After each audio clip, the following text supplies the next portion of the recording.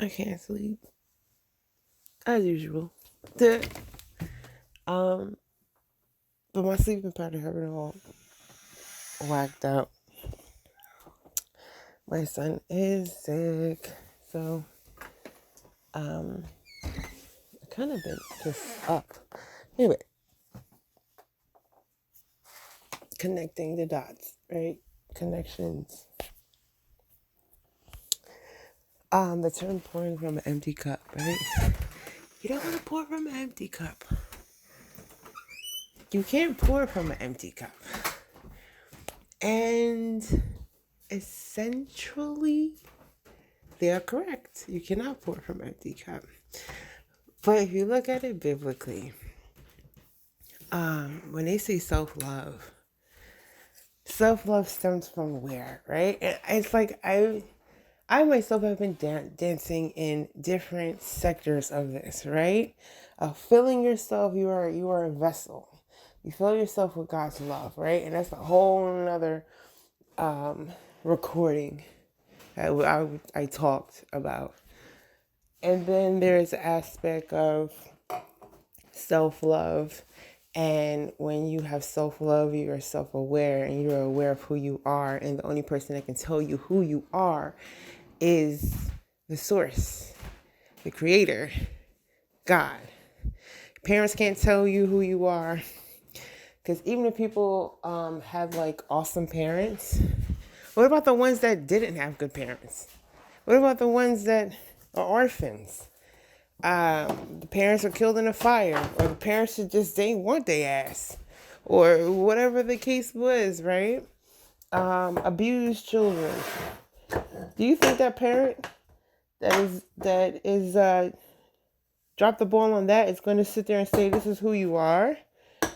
If someone is dealing with abuse and they're abusing their children, I don't even think they know who the hell they are.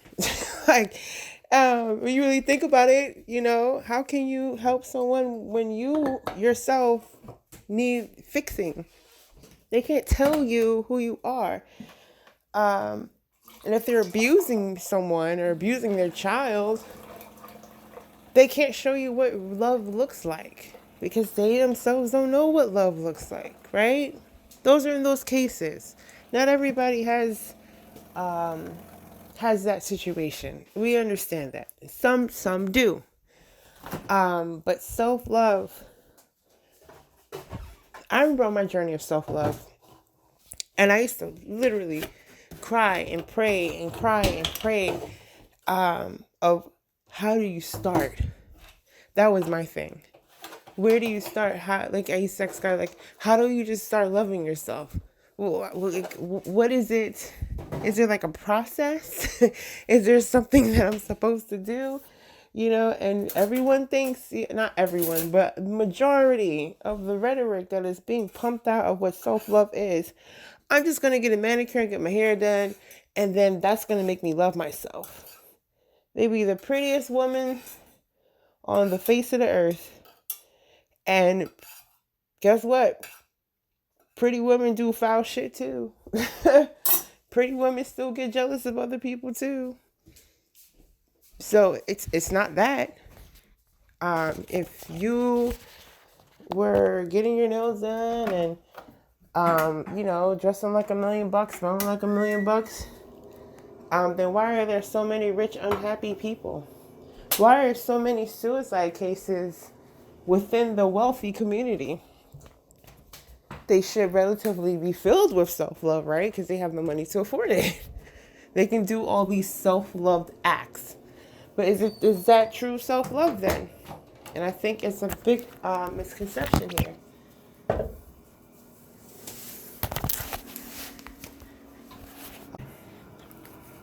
I think there's a huge misconception with that. Self-love is not the acts. It is not the little idiosyncrasies that we do that show the world. Because what the things that you do, your out of appearance. I can't even say that because say you go and get a massage every month. You cannot show that to people. It's not the tangent, right? But I do feel like these things are byproducts, because um, some people may not like to get their nails done. I know, shocking, right? Some people may not like to get their nails done. It's true. Some people like plain Jane. Some people like to be very, very extravagant, right? And there's no wrong way of doing it. I had tips before, and I had just regular manicures. It doesn't matter. And I love them all the same. So ladies that have, I'll be watching y'all nails. Y'all nail game be on point. I'll be like, okay, I see you, girl. And people that have plain Jane, I'll be like, y'all on plain Jane squad too. I know what that is, like I'm on that team too. So it's not about getting these things done. I really feel like self-love is being aware of who you are, what you like, what you dislike, and being able to move throughout the world with assertiveness, while still maintaining things that make you you. Those core strings that lace your DNA, they're of its purest form. This is something of you before you were born. The foundational goop of what you are before you became cells, right? Before cleavage happened. You are a line of DNA. And I think that is the core of your dislikes and what you like, all those things. Because inevitably, it is a meshing between nature versus nurture. You are going to automatically have genetically set of things that you are going to be prone to like. And there are going to be things in your environment that's going to shape who you are, but your core self, the things that you are innately good at, the things that you are prone to do.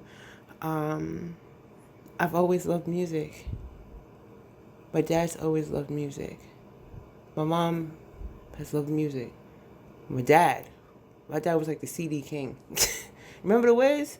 My dad used to always, every time we went out, he had to at least have a CD. He had to buy a CD, no matter who the hell it was. Did he go into other languages? Yeah, somewhat. I think Selena was like a big thing with him. Loved Selena. And that was like an opening door. Hearing her CD that he got. And I was just like, who is this? It's another language, but I love the song. Como las Flores is one of the biggest songs Selena could have ever done. Everyone knows that song. It's actually, it's not uncommon for you not to know Como la Flor or Beady Beady Bum Bum. Like, you will know it. And on top of that, they made a whole movie about her. And Jennifer Lopez was in it. She's a huge actress in America.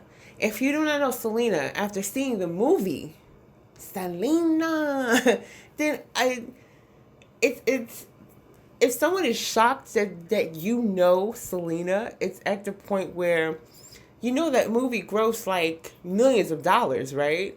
Did you just think only a certain community saw the movie? Everybody saw the movie. She's a national treasure at this point, But anyway, I'm going way to the left. But pouring from an empty cup. That's what I'm trying to get to. Yes, you cannot pour from an empty cup. But what is filled within you when your cup is filled? Ask you that question. Is it the love of others? Is it the love of yourself? Is it the love, like, what is the content that is filled within your cup that is being poured out? Is it your essence being poured out? Because I don't think you can actually pour yourself out of anything. You are engraved into the walls of the cup. You cannot pour that out. You will always be you. Whether you made really bad decisions in your life or really great decisions in your life, you're still going to have you. You're still going to have your dislikes. You're still going to have your likes. You're still going to know, you're still going to have a purpose that's etched into your cup. What is it filled with then, right? Ask yourself that. Is it filled with all the self-love tickers that you knocked off every single month? I got my hair and nails done every 2 weeks. Is that what's in the cup? Or is it confidence? You know when something can knock your confidence, does that mean your cup is empty, or does... I don't understand. You can be a confident person or confident in a certain ability, right? There's one good thing that everyone is good at. One good thing everyone is just like, it's just natural for them, right? Cook, I don't know, writer, reader, decorate, whatever, fashion, whatever it is, art, math, things of that nature, right? And you may say you're a mathematician, always been good at it from the time you were a little kid. Math, you just understood it. It was just like this, right? And you notice in your class that some people like just don't get math, right? And you're just like, how do you not get math? This equals this. How do you not know? And so then you start to notice that, hey, I have a knack for this, right? Then you come up to that one question that knocks you off your roster, right? Knocks you off your rocker. It's going to take a blow at your confidence after a while if you can't solve this problem, because you're going to be like imposter syndrome, right? It's going to be like, oh my God, maybe I'm not as good as I thought I was, right? All of a sudden, all of that practice and endurance and working towards something so you can grow goes out the window, because you just feel like, well, I always understood it, so why can't I understand it now? Maybe I'm not a mathematician as I thought I was. Does that mean that your cup is empty? If we're going off of confidence that's filled in the cup? I don't think so. Because once you solve the problem, your confidence goes back up. Endurance. You start to see, hey, if I keep practicing, I will be able to get it. Maybe it humbles you, not thinking that you know everything, but in essence, your confidence will rise again, right? So, what is exactly in your cup that you're equating, that you're pouring from? What is this sacred substance that you're pouring out from out of your cup?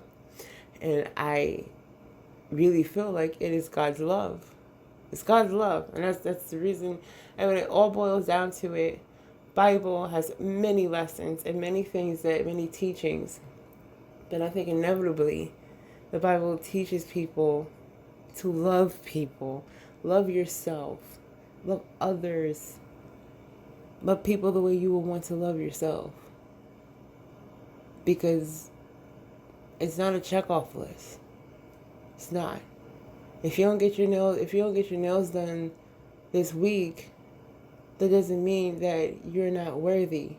That doesn't mean that your self-love cup is not as full anymore.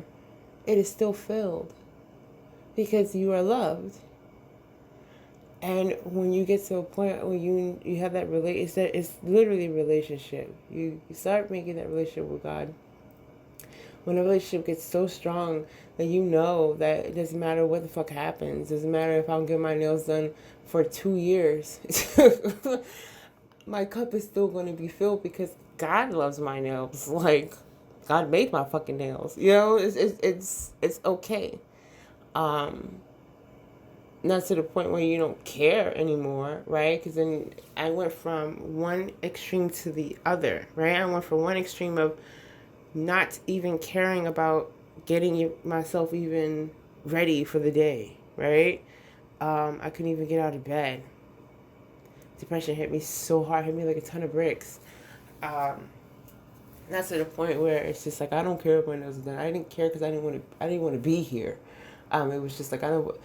At that point, 2 years ago, I didn't want to die, but I didn't want to be here. I didn't want to be with you guys. I didn't want to interact with anyone. I didn't want to do the day. I didn't want to have to do the daily activities that everyone is required to do. I didn't want to do it. I just wanted to just be.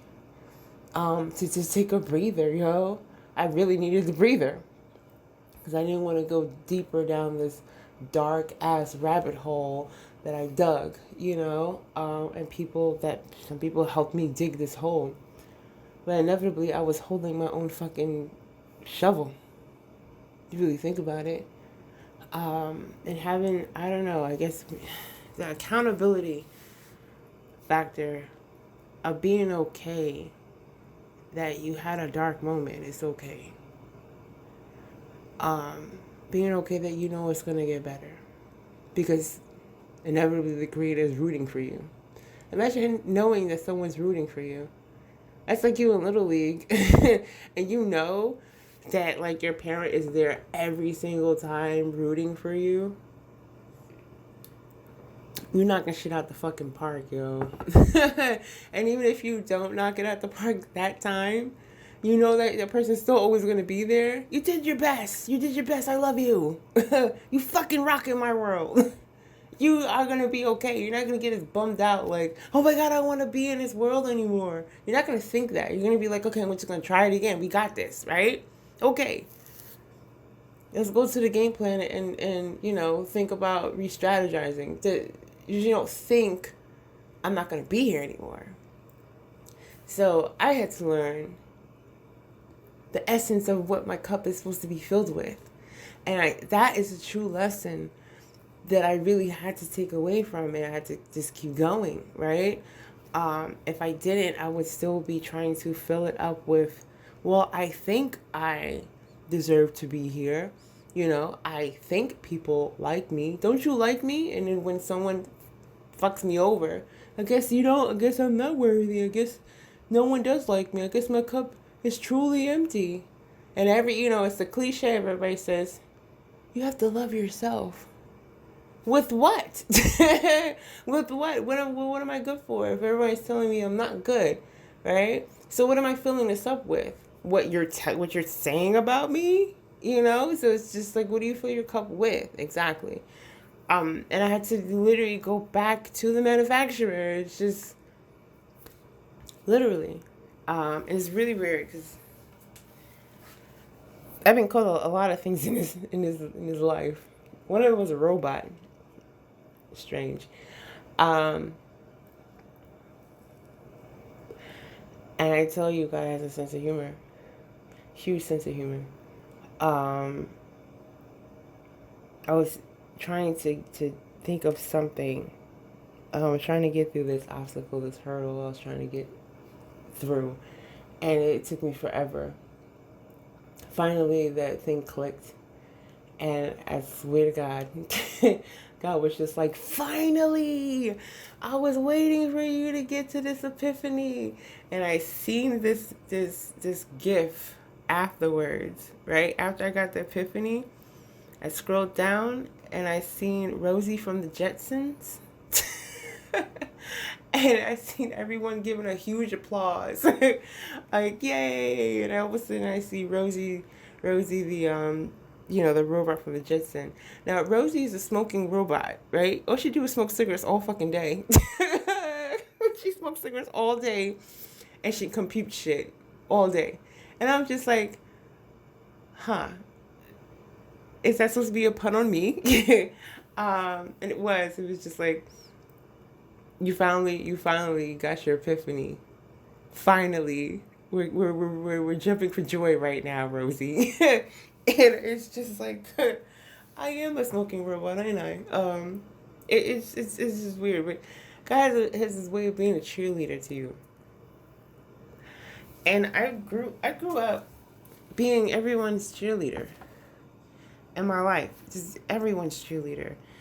Because that's what inevitably I wanted for myself. I wanted someone to cheer for me. You can't always cheer yourself along because you yourself are not your source. You're not your source. You didn't create you. So you are going to deplete because you don't know the source of your energy. You have no idea where your source is coming from. Why is your heart beating right now? Why are you able to make connections between transmitter to transmitter in your brain?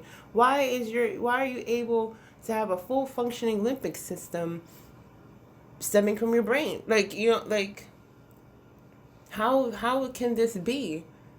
We can learn about the brain and learn about the body all we want, but we don't know the actual source. And I'm gonna tell you something about conception. Really hard to reproduce. We've tried it, but it's not easy to be done. Did you know to spark life, you actually need electricity? Strange, right? But you actually need electricity to actually start life. When my son was conceived, I knew the moment he was conceived. I know, right? Wild. But the women that know the moment of conception of their child, please see your thoughts on this. I would love to know. But the day my son was conceived, the day my son was able to plant his body, egg form, into my womb, it literally was like lightning in a bottle. That's what it felt like in deep within me. And it was the weirdest feeling. And it literally was like that for like maybe 30 seconds to 30 to 45 seconds of just, what are these shocking, weird sensations in here? And it just vanished. And I was like, what is that, right?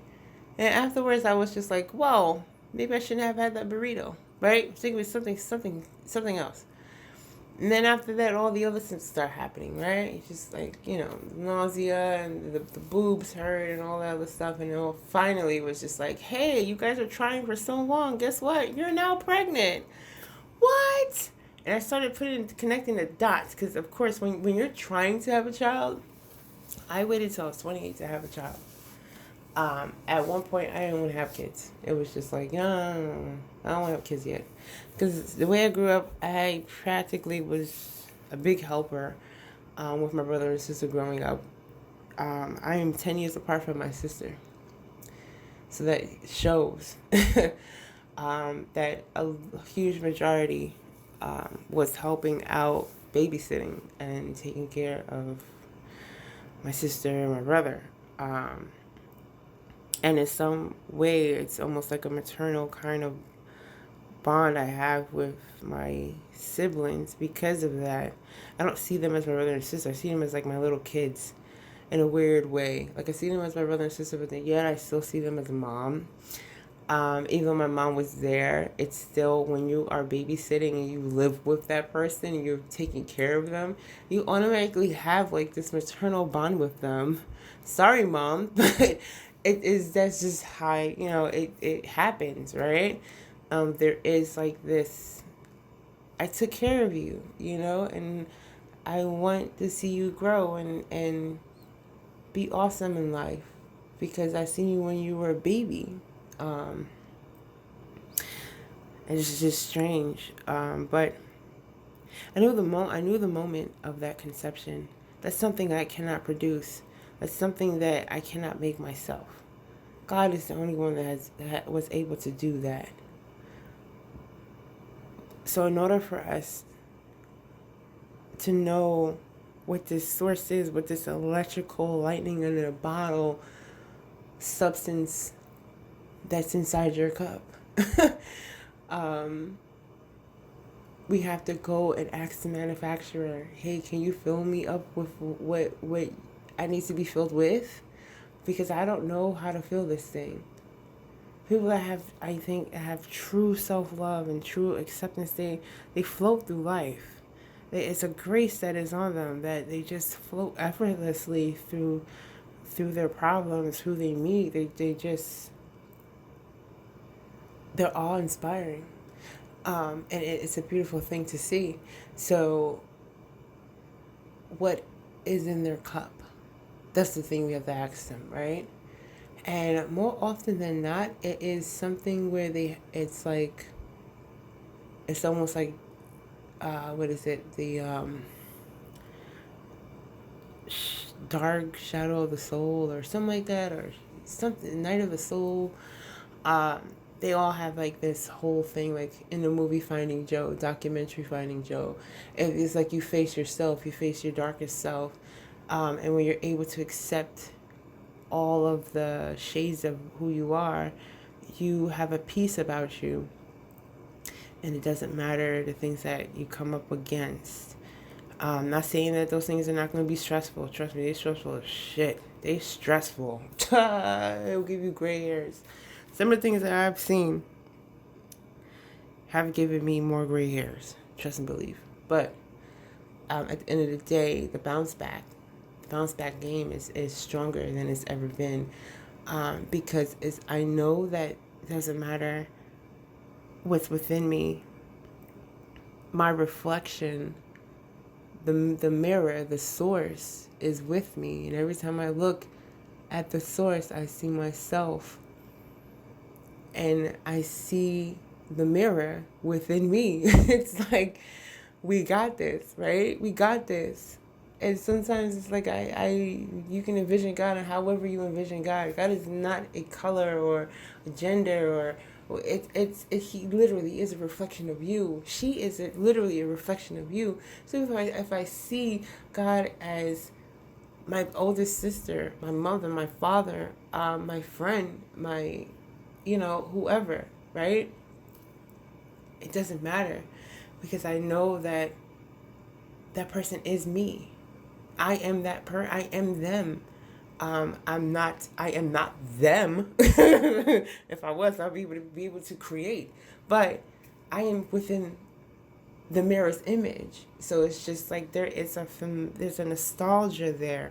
There's a familiar like scent or just feeling there that it's just like it's okay. You ever held a baby and a baby was crying, and as soon as you held the baby grew silent, because there is just a safetiness that is present at that point in time, and that baby knows I'm okay. I'll share something with you which I'm probably not supposed to share, and I'm very sorry, but I'm not going to give out your name. There was a person that I knew. I'm not going to give you too much detail. You're going to try to figure this shit out. There was a person that I knew. The person had a dream. And they saw themselves in the dream. Now, this person literally is like in their 30s, right? And in the dream, they saw them as a baby, and they were crying. And it's like late at night. And they went in the room, picked baby them up, and started to soothe them as a baby. And the baby was quiet. And the person told themselves, like, everything's going to be okay. It's going to be all right. And I think that's when it comes down to. We are children in the eyes of God.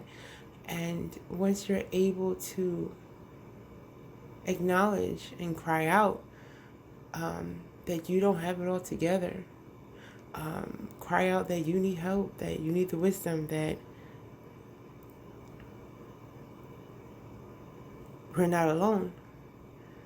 I think that at that moment in time, that is when we are in the arms of God, and we are being coddled and soothed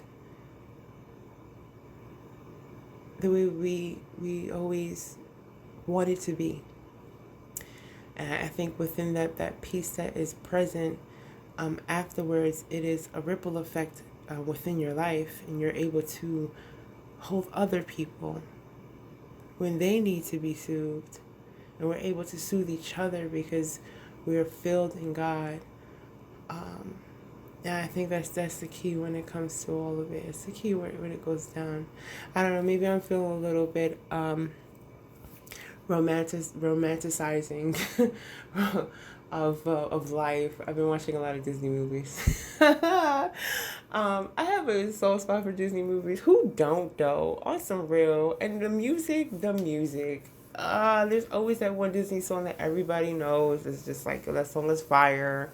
So let's stop it because Broadway will be out of business if we didn't love Disney songs. So, Lion King down, hands down, period. Okay, here we go. Right. So there's a lot of Disney has like the perfect formula when it comes to happily ever afters and the whole plot of how life we want it to look like. I think with God is like the ultimate Disney movie. There's gonna be protagonists and antagonists in your life. And it's gonna be you as the first person narrator in this whole thing. And there is a happy ever after.